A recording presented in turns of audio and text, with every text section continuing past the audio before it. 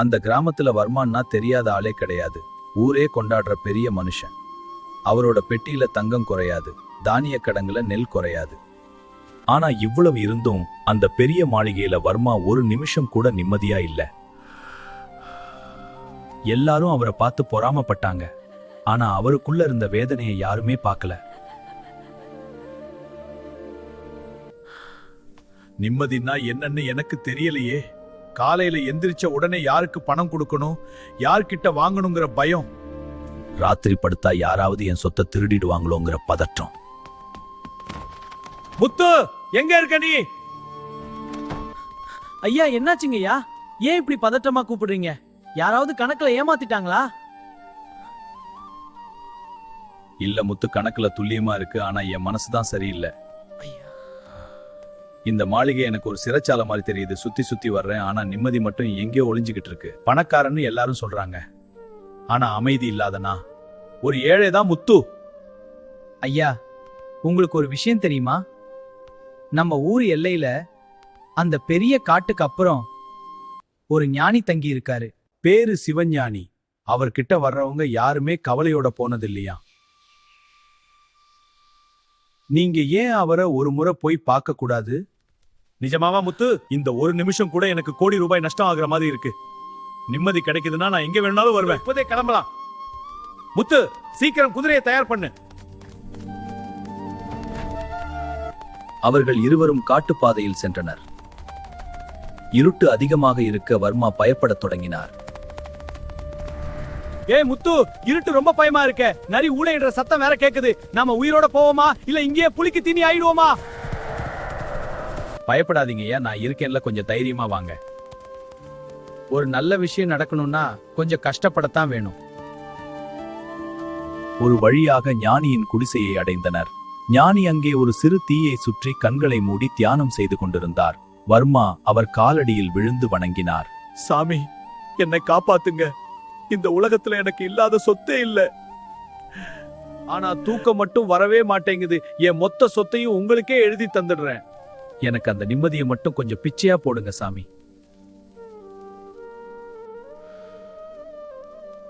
வர்மா, பணத்தை கொடுத்து உன்னால படுக்கைய வாங்க முடியும், ஆனா தூக்கத்தை வாங்க முடியாது. சோத்திர வாங்க முடியும், ஆனா பசிய வாங்க முடியாது. நீ கொண்டு வந்திருக்கிற இந்த செருக்கு தான் உன் கவலைக்கு காரணம். எனக்கு புரியல சாமி, நான் என்ன பண்ணணும்னு சொல்லுங்க. எதை வேணும்னாலும் செய்யறேன். சரி, இந்த கல்லை உன் கையில தூக்கிப்பிடி. நான் வைன்னு சொல்ற வரைக்கும் இதை நீ கீழே வைக்க கூடாது. செய்வியா? இது என்ன பிரமாதம் சாமி? இதோ பிடிச்சிட்டேன்.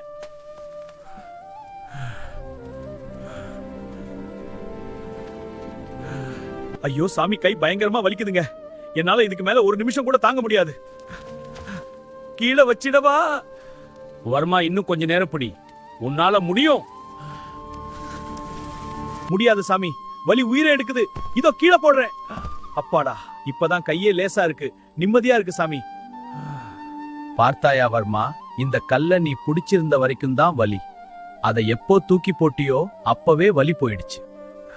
உன் கவலைகளும் இந்த கல் மாதிரி தான். அதை நீயே சுமந்துகிட்டு இருந்தா வலிக்கத்தான் செய்யும். அதை மனசுல இருந்து தூக்கி போடு, நிம்மதி தானா வரும். மறுநாள் காலை வர்மா பசியால் வாடினார். அவர் வழக்கமாக தனது மாளிகையில் அறுசுவை உணவுகளைத்தான் உண்பார். முத்து, வயிறு கிழுதுப்பா. ராத்திரியில இருந்து ஒன்னும் சாப்பிடல. இந்த காட்டுல போயும் ஒரு கல்ல தூக்க சொன்னாரே தவிர சாப்பாட்டுக்கு ஒரு வழியும் சொல்லே இந்த சாமி. பொறுங்கய்யா, இதோ அந்த பக்கம் ஏதோ பழங்கள் கிடைக்குதான்னு பாத்துட்டு வர்றேன்.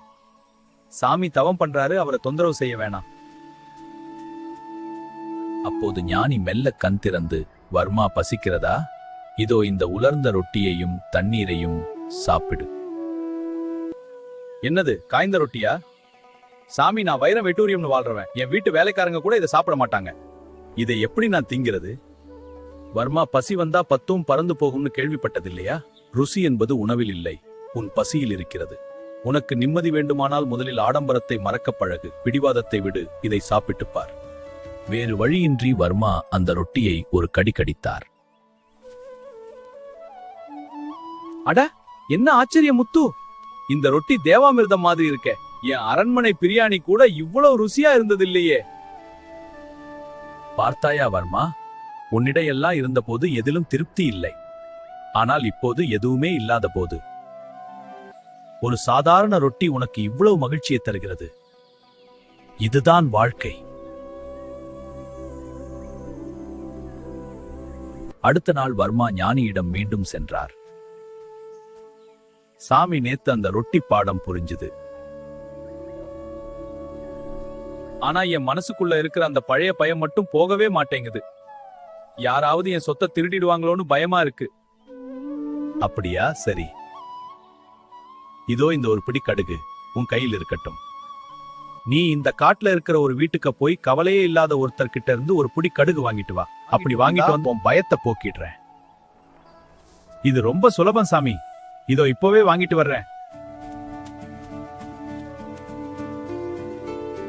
அம்மா, உங்களுக்கு ஏதாவது கவலை இருக்கா? அப்படி இல்லைன்னா எனக்கு ஒரு பிடி கடுகு கொடுங்க, சாமி கேட்டிருக்காரு.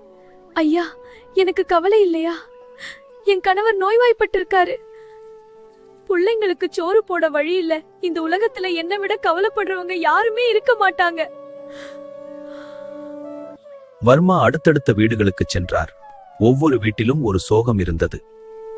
ஒருவருக்கு கடன் தொல்லை, ஒருவருக்கு பிள்ளைகள் இல்லை, ஒருவருக்கு தீராத நோய். மாலையில் வர்மா வெறும் கையுடன் ஞானியிடம் திரும்பினார். சாமி, ஊர் முழுக்க சுத்தி பார்த்துட்டேன். கவலையே இல்லாத மனுஷனை நான் பார்க்கவே இல்லை. எல்லாரும் ஏதோ ஒரு பாரத்தை சுமந்துகிட்டு தான் இருக்காங்க. இப்போது புரிகிறதா வர்மா? நீ மட்டும்தான் கஷ்டப்படதா நினைச்சது உன் அறியாமை. உலகத்துல எல்லாருக்கும் கவலை இருக்கு. அதை எப்படி எதிர்கொள்றோங்கிறதுல தான் நிம்மதி இருக்கு. சாமி, கவலை எல்லாருக்கும் இருக்கு சரி. ஆனா அதை எப்படிதான் சமாளிக்கிறது? ஞானி அவரை ஒரு ஆற்றின் கரைக்கு அழைத்துச் சென்றார். வர்மா, இந்த நதியை பார், இது ஓடிக்கொண்டே இருக்கிறது. இதில் ஒரு அழுக்கை போட்டால் அது தங்கிவிடுமா? இல்ல சாமி, ஓடுற தண்ணி அந்த அழுக்க அடிச்சுக்கிட்டு போயிடும். ஆனா அந்த பக்கம் இருக்கிற குட்டைய பாருங்க, அங்க தண்ணி தேங்கி நிக்கிறதுனால பாசி புடிச்சு நாறுது. சரியாக சொன்னாய் வர்மா. உன் மனசும் இந்த நதி மாதிரி இருக்கணும். வர்ற கவலைகளை அப்படியே ஓட விட்டுடணும். ஏன் எனக்கு இப்படி நடந்துச்சுன்னு நினைச்சுக்கிட்டே இருந்தா உன் மனசு அந்த குட்டை மாதிரி பாசி பிடிச்சு நாரிடும். எதையும் புடிச்சு வச்சுக்காதே, கடந்து போய்கிட்டே இரு. ஐயா, சாமி சொல்றது எவ்வளவு பெரிய உண்மை. நீங்க பழைய நஷ்டங்களை பத்தியே பேசிட்டு இருக்கிறதுனாலதான் புது லாபத்தை உங்களால ரசிக்க முடியல. ஆமா முத்து, இனிமே நான் எதையும் மனசுல தேக்கி வைக்க மாட்டேன். வர்றது வரட்டும், போறது போகட்டும்னு ஓடுற நதி மாதிரி வாழ பழகிப்பேன். அன்று மாலை வர்மா ஒரு ரோஜா செடியை பார்த்து கொண்டிருந்தார். அதன் அழகை ரசிக்கும் போது ஒரு முள் அவர் விரலில் குத்திவிட்டது. வலிக்குதே. இந்த செடி அழகா இருந்தா என்ன, இப்படி முள்ளு வச்சு ரத்தம் வர வைக்குதே. இந்த செடியே தேவையில்லை. ஏன் வர்மா செடியை கோவித்துக் கொள்கிறாய்? அந்த செடியில் முள்ளும் இருக்கிறது, மலரும் இருக்கிறது. நீ எதை பார்க்கிறாய் என்பதுதான் முக்கியம். ஆனா சாமி, முள் குத்துனா வலிக்குமே. வலியை எப்படி ரசிக்க முடியும்? வாழ்க்கையும் அப்படித்தான். அதுல இன்பங்கிற பூவும் இருக்கும், துன்பங்கிற முள்ளும் இருக்கும்.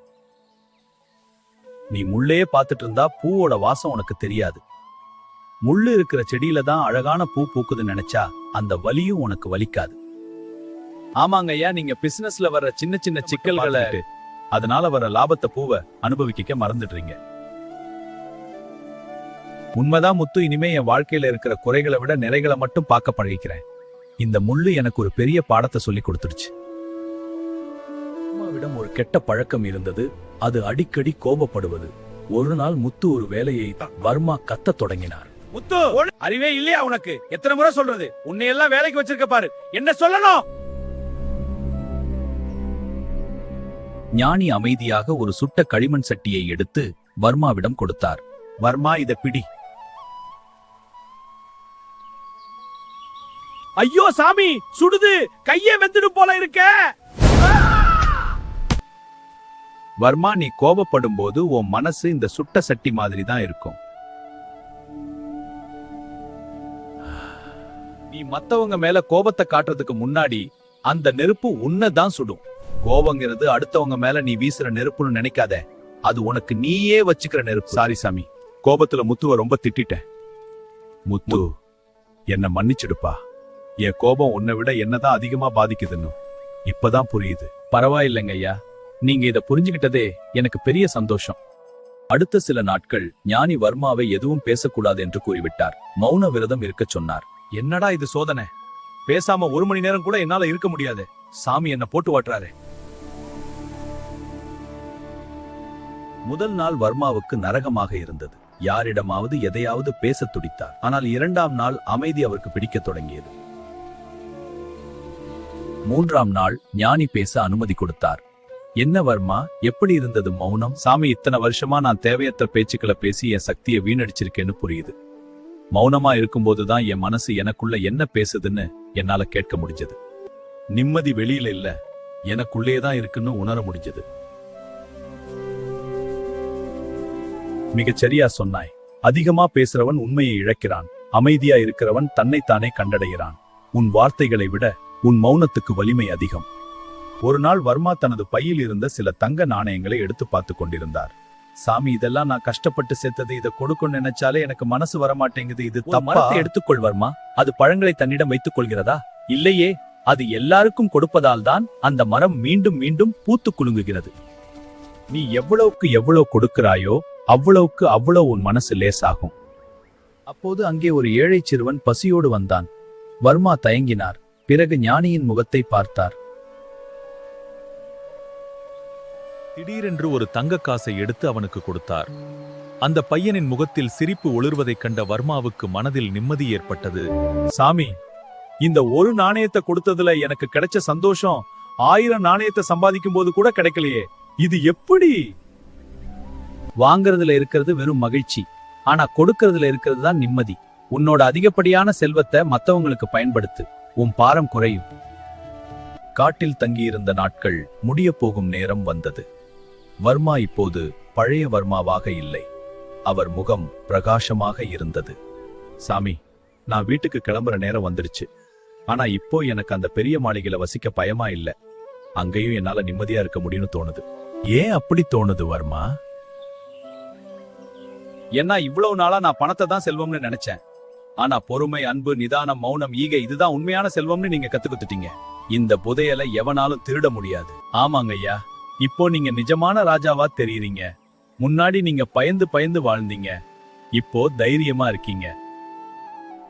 வர்மா, உனக்கு இனிமேல் எந்த உபதேசமும் தேவையில்லை. எங்கே இருந்தாலும் உன் மனசை தெளிவா வச்சுக்கோ. சூழ்நிலைகள் உன்னை ஆள விடாதே, நீ சூழ்நிலைகளை ஆளு. வர்மா தனது மாளிகைக்கு திரும்பினார். ஊர் மக்கள் அவர் மாற்றத்தை பார்த்து வியந்தனர். அவர் தனது தொழிலை நேர்மையாகவும் ஊழியர்கள் மீது அன்பாகவும் நடத்தத் தொடங்கினார். ஐயா, இப்பெல்லாம் நீங்க கணக்கு வழக்குகளை பார்த்து பதற்றப்படுறதே இல்லையே.